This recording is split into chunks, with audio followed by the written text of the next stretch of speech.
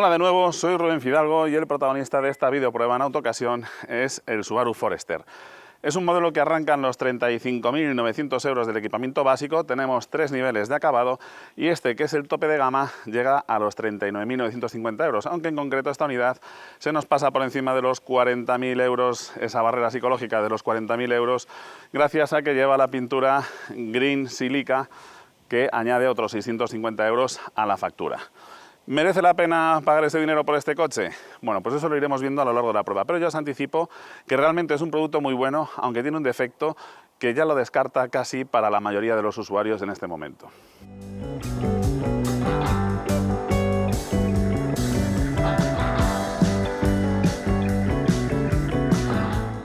Como todas las generaciones del Forester, este Subaru tiene un frontal bastante rotundo y cuadrado. Es un coche en el que predominan las formas rectas y cúbicas, ya que de lo que se busca es, sobre todo, ofrecer mucha practicidad y en un formato relativamente compacto en cuanto a longitud, que luego la veremos, y cualidades 4x4 gracias a su sistema de tracción total y también una altura libre del suelo bastante generosa de nada menos que 22 centímetros.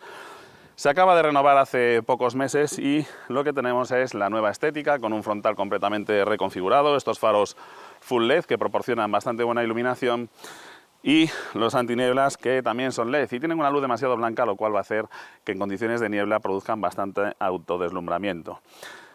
La parrilla ya típica de Subaru, en este caso enmarcada en este color negro que le da un toque más deportivo, y los acabados y ajustes, una vez más, son bastante buenos.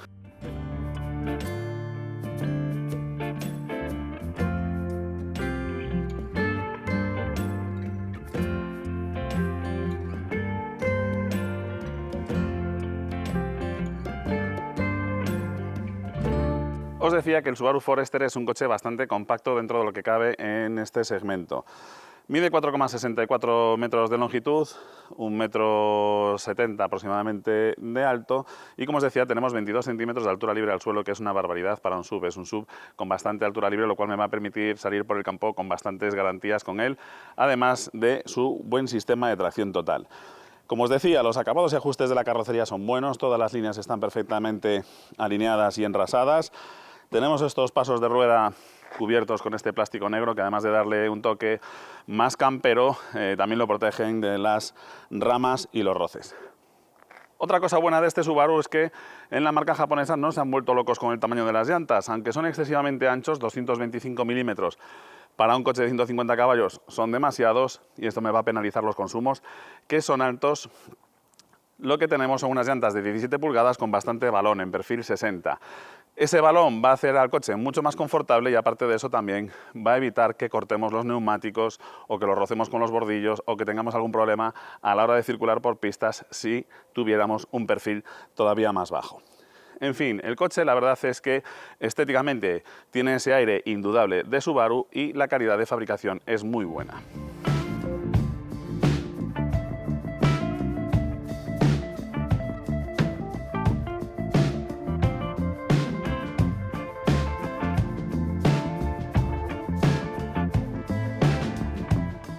En la vista trasera del Subaru Forester no hay muchas filigranas, la verdad es que tiene un diseño pues sencillo y, sobre todo, muy práctico. Mide 1,73 m de alto, 1,81 m de ancho, y como detalles así un poco de diseño que tenemos es esta parte baja del paragolpes en ese color aluminio, como imitando a una especie de cubrecárter para enfatizar ese toque campero del modelo.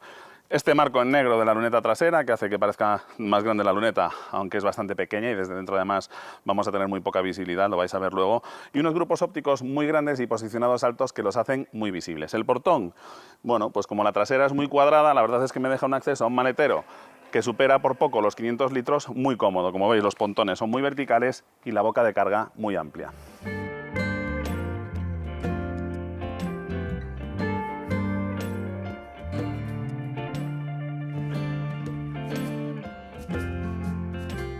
Aquí lo veis en detalle, como os decía, formas rectas y muy cúbicas, un maletero con suficiente espacio y muy aprovechable. Bajo la tablilla tenemos este hueco para la batería de 100 voltios del sistema híbrido, del que os hablaré ahora, y estas gavetas donde tenemos los útiles para reparar un pinchazo. En el caso de necesitar ampliar el maletero, Pues simplemente con estas teclas y retirando la cortinilla disponemos de un espacio mucho más amplio.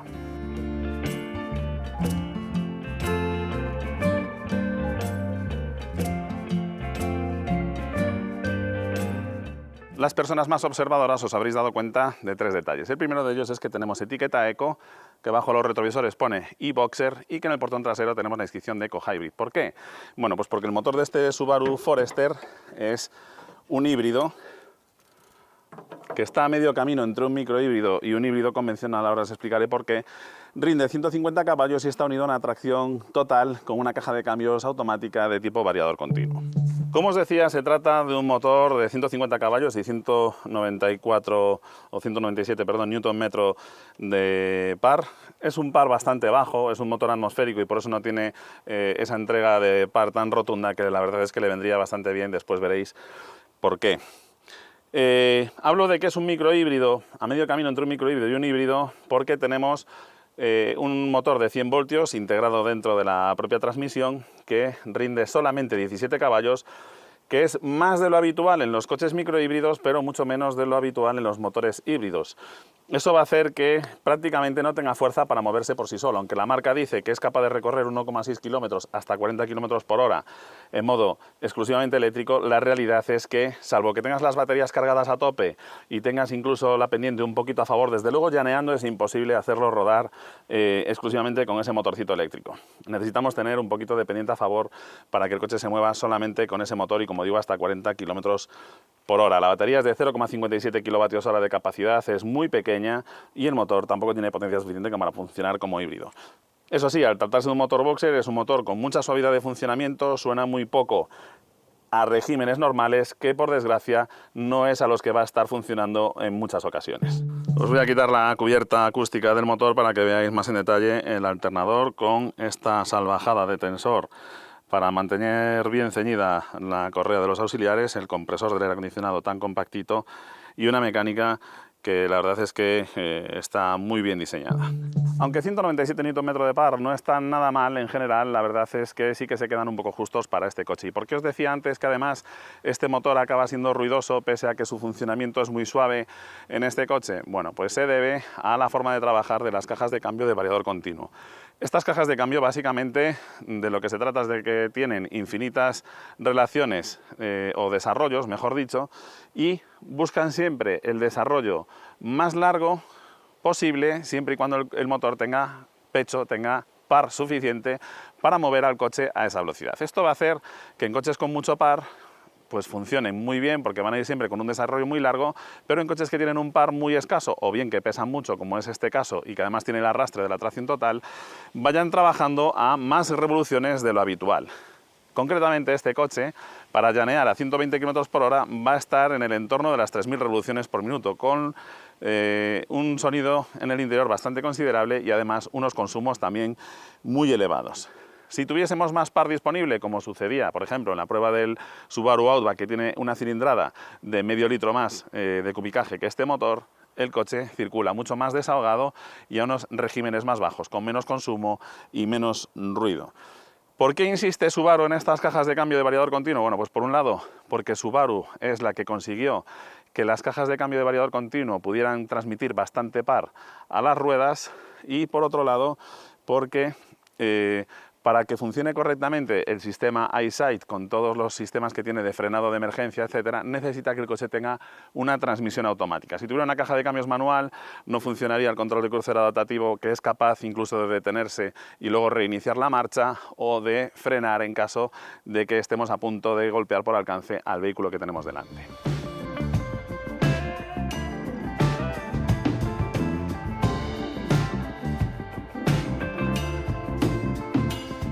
Como hace bastante sol y no se va a ver muy bien el interior, y mientras buscamos una zona de sombra, ¿qué os parece si mientras tanto os cuento qué tal se conduce este coche?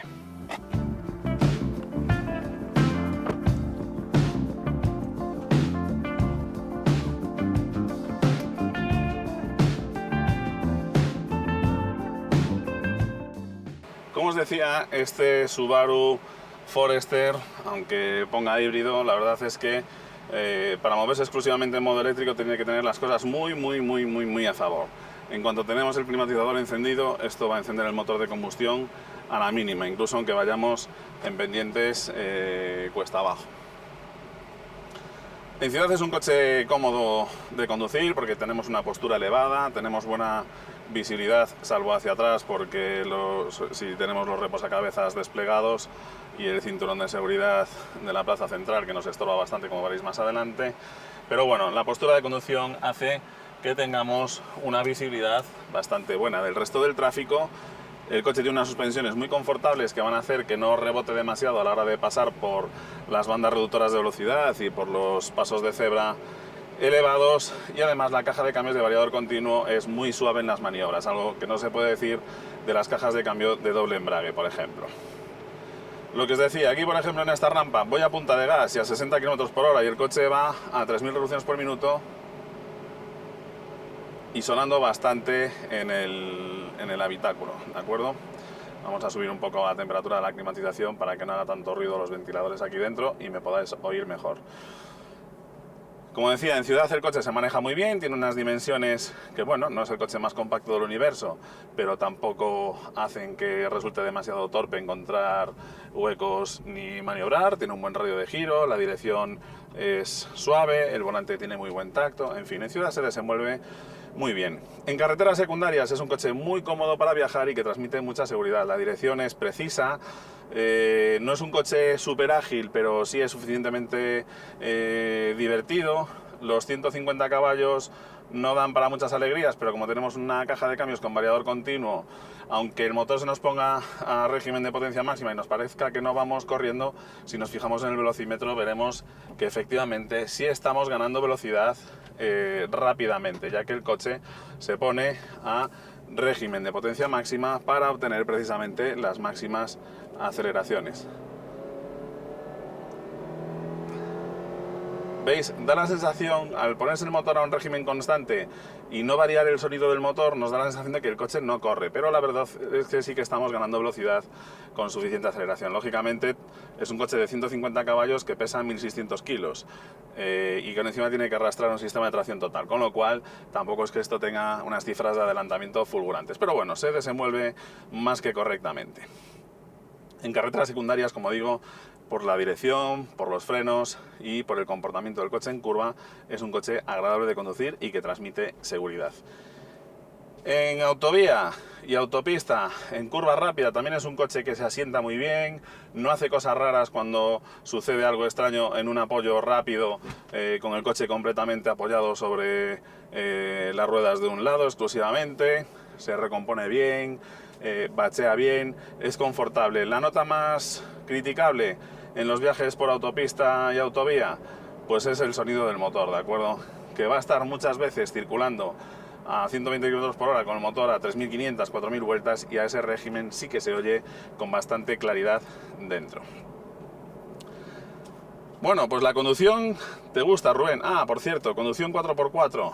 Ya sé que en este vídeo no os voy a poner ninguna imagen circulando por el coche por una pista, ni haciendo 4x4 con él, aunque, como decía, los coches de Subaru, gracias al sistema de tracción total permanente, tienen un buen comportamiento fuera del asfalto. Pero, lamentablemente, en Galicia estamos con un riesgo extremo de incendio. Está absolutamente prohibido circular con vehículos a motor que no sean agrícolas o de los servicios de extinción de incendio y de limpieza de montes, así que no voy a poder probar este coche fuera del asfalto en esta ocasión. Pero he probado varias veces Forester fuera del asfalto y os garantizo que son coches que funcionan muy bien, ¿de acuerdo? Tenemos una buena altura libre, unas suspensiones con buenos recorridos, neumáticos que tienen suficiente balón y un sistema de tracción que es total permanente. Además tenemos una ruletita con la cual podemos modificar la respuesta del control de tracción y también ligeramente el reparto de par entre ambos ejes, de forma que es un coche que se adapta muy bien a las distintas condiciones de adherencia del terreno. Podemos seleccionar modos para conducir sobre nieve, barro, etcétera, y funcionan muy bien, mejor que muchísimos sub, ¿de acuerdo? Así que, aunque no os lo puedo demostrar probándolo debido a la situación en la que nos encontramos, fiaos de mi palabra cuando os digo que el Forester se revuelve como un jabato en el monte. Bueno, pues te gusta la conducción, funciona bien en ciudad, en campo, en carretera. ¿Cuál es ese problema que decías al principio de la prueba que lo descartaba para una gran mayoría de usuarios? Bueno, pues el motivo son los consumos. Es un coche dragón. Y tal y como está el precio del combustible, para aquellos conductores que vayan a realizar bastantes kilómetros, este coche es carísimo de utilizar, ¿de acuerdo? ¿De cuántos son esos consumos? Bien, pues en ciudad nos vamos a estar moviendo en cifras en el entorno de los 9 litros. Es mucho para un híbrido, ¿de acuerdo? Pero el motivo es ese, que es que este coche en modo eléctrico funciona muy poco realmente, ¿de acuerdo? Casi funciona siempre con el motor de combustión. ¿Cuánto gasta este coche en carreteras secundarias? Bueno, pues a los máximos legales y con una conducción normal vamos a estar haciendo medias en el entorno de los 6,8, 7 litros, ¿de acuerdo? No es un consumo desorbitado. Si nos esmeramos muchísimo en una conducción eficiente, podemos bajar hasta 6,5 litros, ¿de acuerdo? Pero el problema es que a la hora de viajar por autovía, que es donde hacemos la mayor parte de los kilómetros cuando viajamos, se nos va por encima de los 8 litros. Estamos hablando de consumos de 8,2, 8,4 litros. Claro, con la gasolina a prácticamente 2 euros que están ahora y por más de 2 euros que ha estado antes y que probablemente se vuelva a repetir, la verdad es que el uso de este coche, si vas a hacer muchos kilómetros, no sale rentable o es difícil que las cuentas cuadren. En cuanto a equipamiento, por esos 40.000 euros en números redondos que vale este acabado Exclusive Plus, ¿qué es lo que añade con respecto al Exclusive, el Plus? Bueno, pues el techo panorámico y la tapicería de cuero. Si somos capaces de renunciar a estos dos elementos, tenemos el Exclusive por 2.000 euros menos aproximadamente, que ya tiene el pack completo del sistema EyeSight de seguridad, con el sistema de supervisión de la alerta del conductor. Aquí debajo de este cristalito lo que tenemos son unas cámaras de infrarrojos que me van apuntando a los ojos permanentemente y se están fijando en todo momento hacia donde yo miro. Además de tirarme de las orejas con un letrerito y un ding que me va a decir que preste atención a la carretera, el tener estas cámaras lo que va a hacer es que los sistemas de asistencia a la conducción se pongan en prealerta. Por ejemplo, si el sistema de alerta de colisión con frenado de emergencia suele reaccionar cuando estamos ya muy encima del obstáculo, si él detecta que no estoy mirando al problema, se va a activar antes, ¿de acuerdo? Se ponen en un modo de prealerta que hacen que actúen con mayor prontitud todos estos sistemas. La verdad es que funcionan bastante bien y en cuanto a asistencias avanzadas a la conducción, dentro del paquete de EyeSight, que tiene la alerta de colisión con frenado de emergencia, el sistema de asistencia de mantenimiento en el carril, el sistema de detección de peatones, el sistema de reconocimiento de señales y también el sistema de cambio de luces largas a cortas, funcionan muy bien gracias a lo grandes que son las cámaras del sistema EyeSight, ya que están muy separadas y por lo tanto tienen una percepción tridimensional, una visión estereoscópica muy buena, ¿de acuerdo? Así que en cuanto a seguridad y hadas, este coche está muy bien equipado, ¿de acuerdo? En cuanto a conectividad, tenemos un sistema multimedia que se ha actualizado, tenemos ya Apple CarPlay y Android Auto, por supuesto conexiones USB, etc. El coche pues también está bien servido en materia de conectividad. Y en cuanto a confort, pues tenemos asientos con reglaje eléctrico, con calefacción, un climatizador de doble zona muy cómodo de manejar porque estos mandos se manejan muy bien, volante multifunción, en fin, también está muy bien servido en cuanto a confort. Y aparte de eso, la tapicería de cuero y el techo panorámico en el caso de añadir ese plus al acabado Executive. En definitiva, ¿es caro el Forester? Sí, pero es que todos los coches son carísimos, ¿de acuerdo? ¿Está bien equipado el Forester para lo que cuesta? Sí, está bien equipado y además los sistemas de seguridad funcionan mejor que la media. ¿Cuál es el problema del Forester? Bueno, pues lo que os decía, principalmente los consumos, que echarán para atrás a muchos clientes.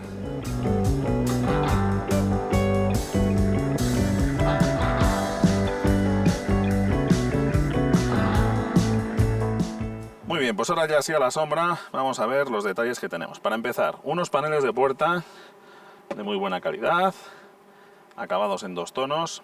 La verdad es que el interior en 2 colores es muy atractivo, sobre todo en esta combinación de tabaco y negro. Tenemos un montón de teclas aquí que no quedan muy a mano, la verdad, aunque también es cierto que no las vamos a utilizar con excesiva frecuencia. El puesto de conducción lo veremos después en detalle. Y los asientos que los que conozcáis los modelos de Toyota os van a resultar bastante conocidas estas formas. La verdad es que su ergonomía es muy buena y, como digo, son muy parecidos a los que utiliza Toyota, la marca con la que Subaru ya está asociada desde hace años. Este es el salpicadero del Subaru Forester. Como veis, tiene unas formas atractivas, está muy bien acabado, los ajustes de la puerta, la guantera, etcétera, están bien. La consola central con una pantalla superior en la que nos muestra bastante información y luego veréis que no es demasiado cómoda de manejar. La pantalla del sistema multimedia con unos gráficos muy grandes y una buena respuesta táctil. Además tenemos estas teclas de acceso directo y las ruletas para movernos por los menús muy cómodas de manejar. Y también ruletas para el sistema de climatización, que son con diferencia las más fáciles de utilizar. El selector del cambio y más atrás tenemos el sistema que nos permite variar los distintos modos de conducción, la cámara de marcha atrás y el sistema del freno de estacionamiento automático. Esta es la vista que tiene el conductor. Ya sé que a muchos os chocará y os resultará anacrónico ver diales analógicos en un coche en el año 2022, pero lo cierto es que se ve muy bien, la información es muy nítida y, salvo que no tenemos termómetro de refrigerante, un fallo grave en un coche como este, la verdad es que la información es completa. Esta pantalla de aquí nos muestra distinta información. Como digo, los mandos quedan muy a mano. Abro estos que os mostraba por la izquierda, que como veis son invisibles una vez nos sentamos en el coche y nos ponemos a conducir, y un volante multifunción repleto de teclas, y con estas teclas de aquí que son para manejar la información del display central, que no es muy cómoda de manejar. Subaru insiste en tener multitud de pantallas. Tenemos esa ahí arriba, que se maneja con esta tecla de info del volante, mediante la cual pues vemos desde las transiciones de energía al estado de activación de los distintos sistemas de asistencia avanzada a la conducción, la inclinación de la carrocería lateral y de cabeceo, la posición del acelerador y también si el sistema de EyeSight está detectando vehículos, etcétera. El sistema de audio, los consumos, autonomía, etcétera, y el calendario y el reloj. Como veis, bastante información en una pantalla que se ve bastante bien. Si luego queremos movernos por los menús de la información que tenemos para esta otra pantalla, hay que utilizar estas otras teclas en el volante, que las veis aquí, ¿de acuerdo?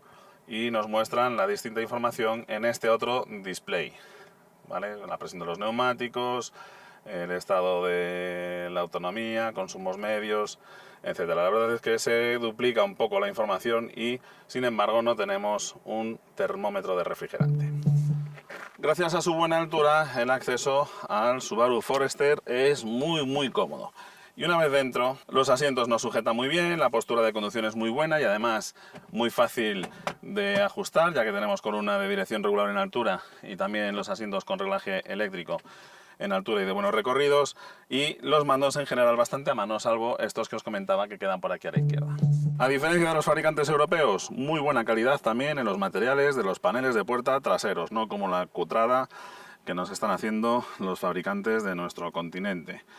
El acabado en 2 tonos, el cinturón de seguridad que viene desde el techo y que molesta al pasajero de la plaza derecha y tampoco es el más cómodo para el de la plaza central.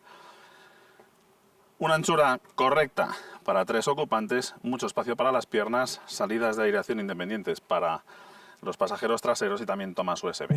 Un detalle sobre el que os quiero llamar la atención: estas rejillas que sirven para refrigerar las baterías del sistema híbrido y que cuando nos sentamos en invierno con los abrigos las cubrimos y hacemos que la refrigeración no sea la mejor para las baterías. No está muy bien esa ubicación. También tenemos muy buen acceso a las plazas traseras. El techo es prácticamente horizontal, el umbral no queda muy alto y además, una vez dentro, tenemos muchísimo espacio para las piernas. El asiento está puesto para mí, un conductor de 1,85 m, y me sobra más de un palmo hasta llegar al respaldo delantero. La altura para la cabeza también es buena. En definitiva, es un coche muy espacioso aquí atrás.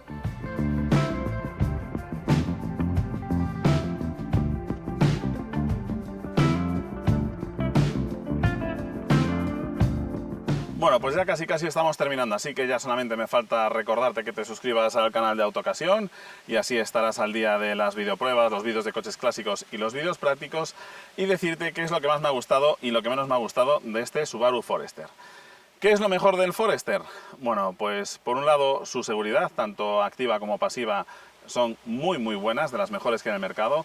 Lo segundo que más me ha gustado es la calidad con la que está fabricado el coche, y lo tercero que más me ha gustado es la habitabilidad interior. Es un coche súper espacioso y muy cómodo para viajar.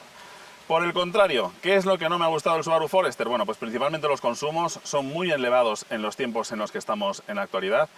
Lo segundo que menos me ha gustado es, y tiene algo que ver con los consumos, cómo funciona el sistema de variador continuo de la transmisión automática. No encaja muy bien con un motor que no tiene demasiado par, y eso le obliga a funcionar demasiado tiempo a muchas revoluciones, y eso dispara los consumos. Y lo tercero que menos me ha gustado del Subaru Forester es la forma en la que va anclado el cinturón de la plaza central trasera, incómodo para los dos pasajeros posteriores. En fin, nada más por mi parte. Ahora sí, me despido. Como siempre, te deseo mucha suerte y gracias por haber aguantado hasta el final.